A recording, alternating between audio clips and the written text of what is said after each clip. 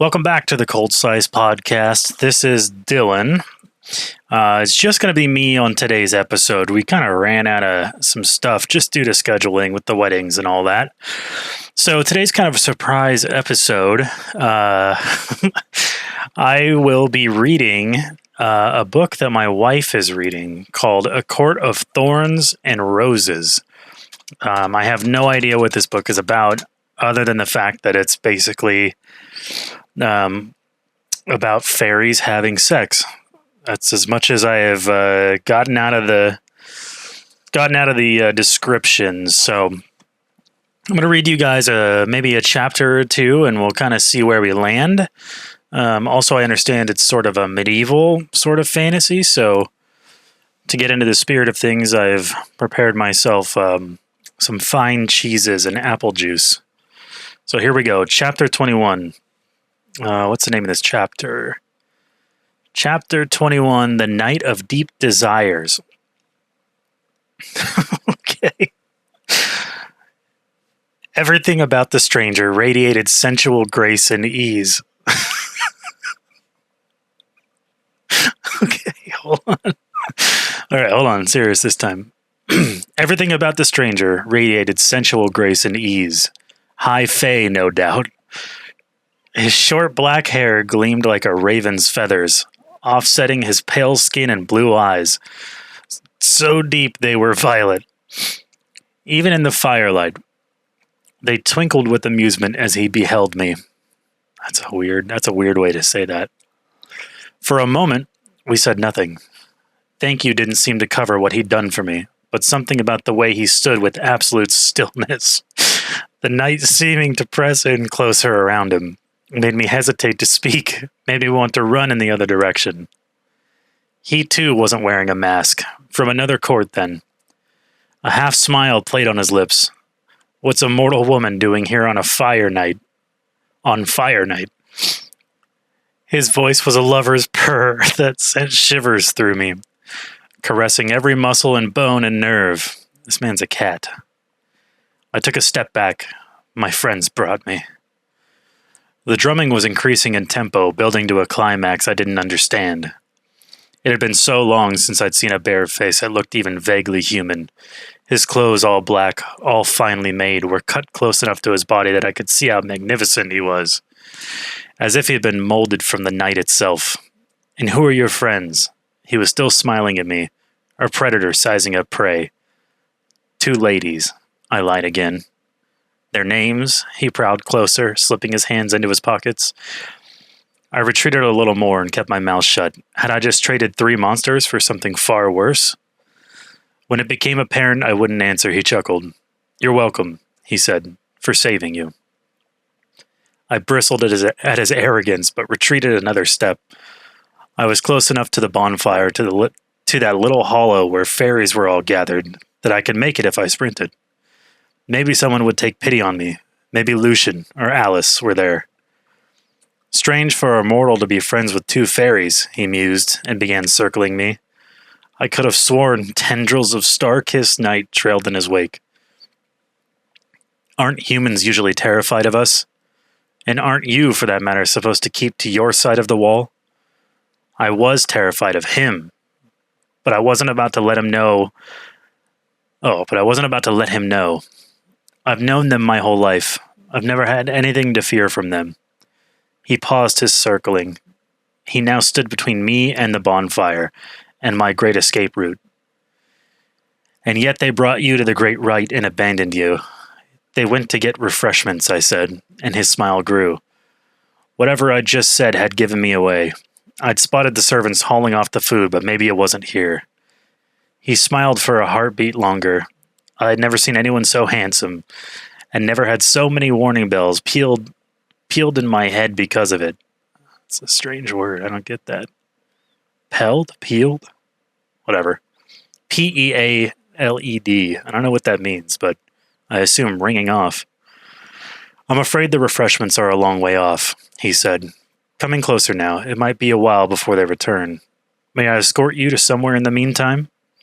He removed a hand from his pocket to offer his arm. He had been able to scare off those fairies without lifting a finger. No, I said. my tongue thick and heavy. Okay. He waved his hand toward the hollow, toward the drums. Enjoy the right, then. Try to stay out of trouble. His eyes gleamed in a way that suggested staying out of trouble meant staying far, far away from him. Though it might have been the biggest risk I'd ever taken, I blurted. So you're not part of the spring court? He returned to me, every movement exquisite and laced with lethal power. But I held my ground as he gave me a lazy smile. Do I look like I'm part of the spring court? The words were tinged with an arrogance that only an immortal could achieve. He laughed under his breath. No, I'm not a part of the noble spring court, and glad of it. He gestured to his face where a mask might go. I should have walked away, should have shut my mouth. Why are you here, then? The man's remarkable eyes seemed to glow, with enough of a deadly edge that I backed up a step. Because all of the monsters have been let out of the cages tonight, no matter what court they belong to, so I may roam wherever I wish until the dawn. More riddles and questions to be answered.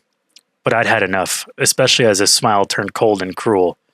Enjoy the right, I repeated as blandly as I could. I hurried back to the hollow, too aware of the fact that I was putting my back to him. I was grateful to lose myself in the crowd, milling along the path to the cave, still waiting for some moment to occur. When I stopped shaking, I looked around at the gathered fairies.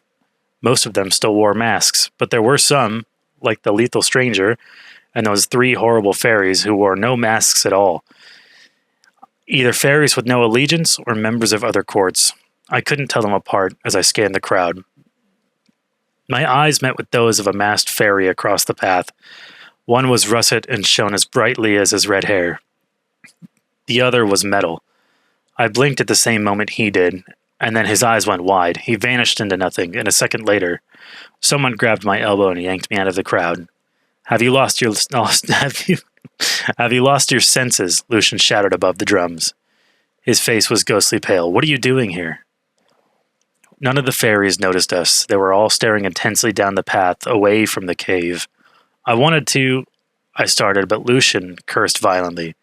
Idiot, he yelled at me, then glanced behind him toward where the other fairies stared. Useless human fool. Without further word, he slung me over his shoulder as if I were a sack of potatoes. Despite my wriggling and shouts of protest, despite my demands that he get my horse, he held firm, and when I looked up, I found that he was running, fast, faster than anything should be able to move. It made me so nauseated that I shut my eyes. He didn't stop until the air was cooler and calmer, and the drumming was distant. Lucian dropped me on the floor of the manor hallway, and when I steadied myself, I found his face just as pale as before. You stupid mortal, he snapped. Didn't he tell you to stay in your room? Lucian looked over his shoulder toward the hills where the drumming became so loud and fast that it was like a rainstorm. That was hardly anything. That wasn't even the ceremony. It was only then that I saw the sweat on his face and the panicked gleam in his eyes. By the cauldron, if Tam found you there. So what? I said, shouting as well. I hated feeling like a disobedient child. It's the great right. Cauldron boil me. Didn't anyone tell you what it is? I have no context on this book. I have no idea what the fuck's going on. So, I guess we're just rolling with this. I don't know what the right is. I don't know who these people are. I'm going to take a sip of my apple juice here, though. Okay, here we go again. My silence was answer enough. I could almost see the drum beats pulsing against his skin, beckoning him to rejoin the crowd. Fire Night signals the official start of spring in Prithian, as well as in the mortal world, Lucian said. While his words were calm, they trembled slightly. I leaned against the wall of the hallway, forcing myself into a casualness I didn't feel. Here, our crops depend upon the magic we regenerate on Kalanmai tonight. I stuffed my hands into the pocket of my pants. Tamlin had said something similar 2 days ago. Lucian shuddered, as if shaking off an invisible touch. We do this by conducting the Great Rite. Each of the 7 High Lords of Prithian performs this every year. Since their magic comes from the earth and returns to it at the end, it's a give and take.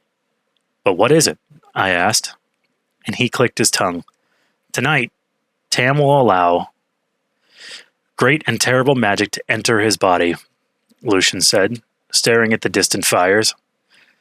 The magic will seize control of his mind, his body, his soul, and turn him into the hunter. It will fill him with his sole purpose, to find the maiden.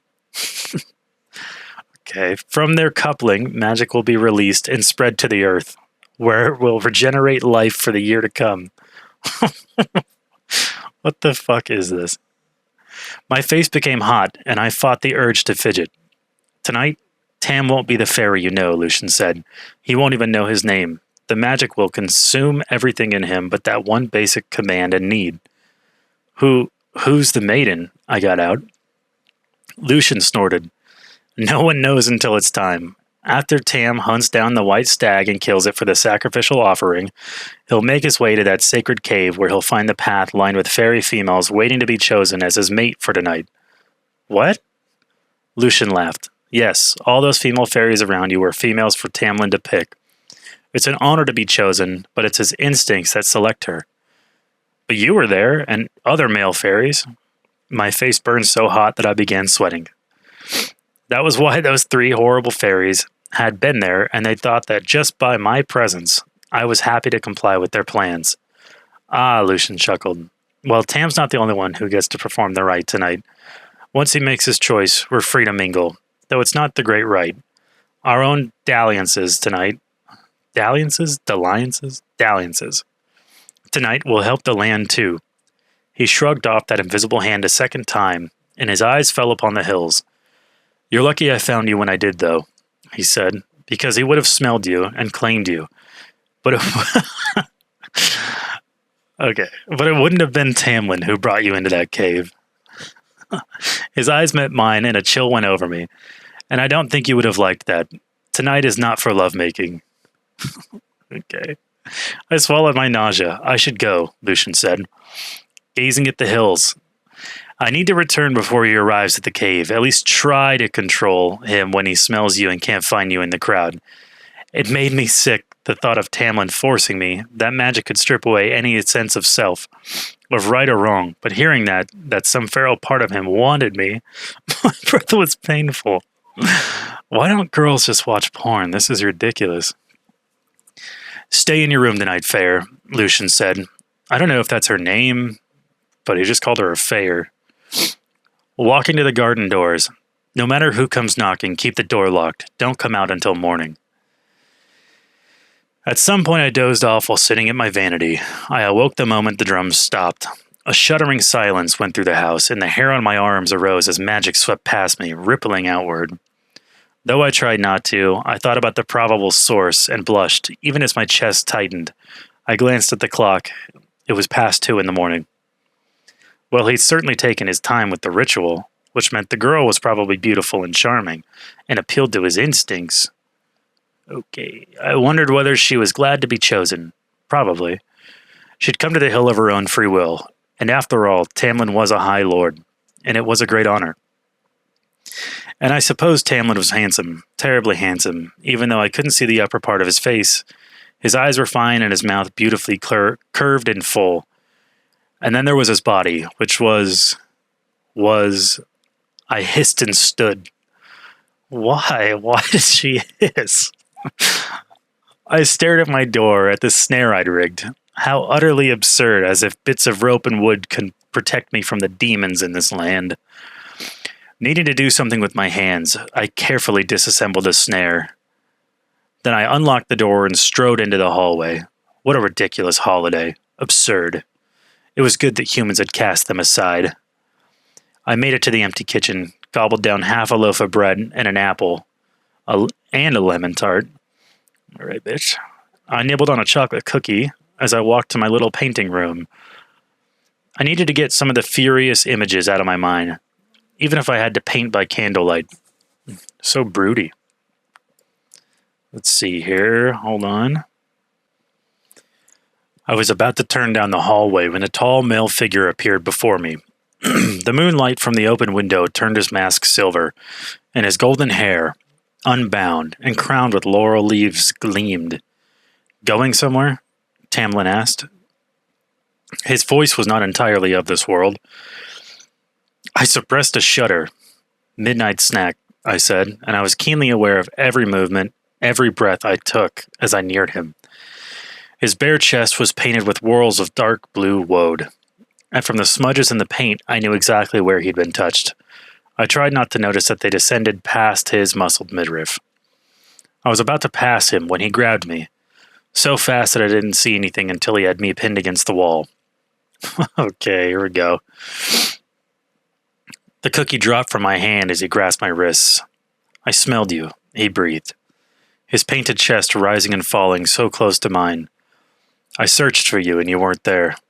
He reeked of magic when I looked into his eyes. Remnants of power flickered there. No kindness. Oh shit, no kindness. None of the wry humor and gentle reprimands. The Tamlin I knew was gone. Let go, I said, as evenly as I could. But his claws punched out, embedding in the wood above my hands. Still riding the magic, he was half wild. You drove me mad, he growled, and the sound trembled down my neck, along my breasts until they ached. Okay, all right. We're going to do this. I searched for you, and you weren't there. When I didn't find you, he said, bringing his face closer to mine, until we shared breath, it made me pick another. I couldn't escape. I wasn't entirely sure that I wanted to. She asked me not to be gentle with her either, he snarled, his teeth bright in the moonlight. He brought his lips to my ear. I would have been gentle with you, though. I shuddered as I closed my eyes. Every inch of my body went taut as his words echoed through me. I would have had you moaning my name throughout it all, and it would have taken a very, very long time, Fair. He said my name like a caress, and his hot breath tickled my ear. My back arched slightly. He ripped his claws free from the wall, and my knees buckled as he let go. I grasped the wall to keep from sinking to the floor, to keep from grabbing him to strike or caress. I didn't know. I opened my eyes. He still smiled like smiled like an animal. Jesus, why am I fucking this up? Why should I want someone's leftovers, I said, making to push him away. He grabbed my hands again and bit my neck. I cried out as his teeth clamped onto the tender spot where my neck met my shoulder. I couldn't move, couldn't think, and my world narrowed to the feeling of his lips and teeth against my skin. He didn't pierce my flesh, but rather bit to keep me pinned. The push of his body against mine, the hard and the soft, made me see red, see lightning, made me grind my hips against his. I should hate him for his stupid ritual, for the female he'd been with tonight. His bite lightened, and his tongue caressed the places his teeth had been. He didn't move. He just remained in that spot, kissing my neck. Intently, territorially, lazily, he pounded between my legs, and as he ground his body against me, against every aching spot, a moan slipped past my lips. I'm going to look this author up, and I swear to God, if they're over 300 pounds and a dude, I'm going to send them hate mail. He jerked away. The air was bitingly cold against my freed skin, and I panted as he stared at me. Don't ever disobey me again, he said.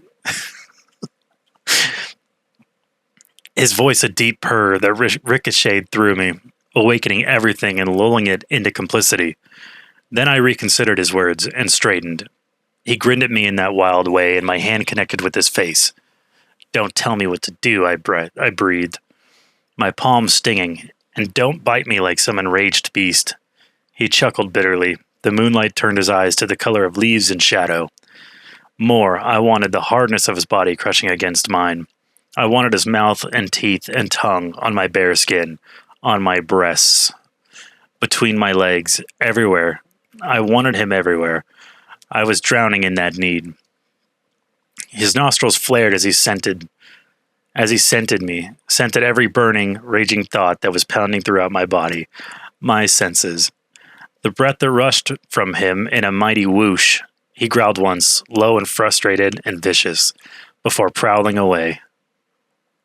And that concludes chapter 21 of A Court of Jesus Christ, A Court of Thorns and Roses. I'm all hot and bothered. Chapter 21, The Night of Deep Desires, A Court of Thorns and Roses. And that is what my wife has been reading for the past 3 weeks. I don't know what kind of shit these girls are reading out in public, broad daylight, but they're a menace to society and they have to be stopped. I hope you guys enjoy this episode. This has been the Cold Slice Podcast. Thank you.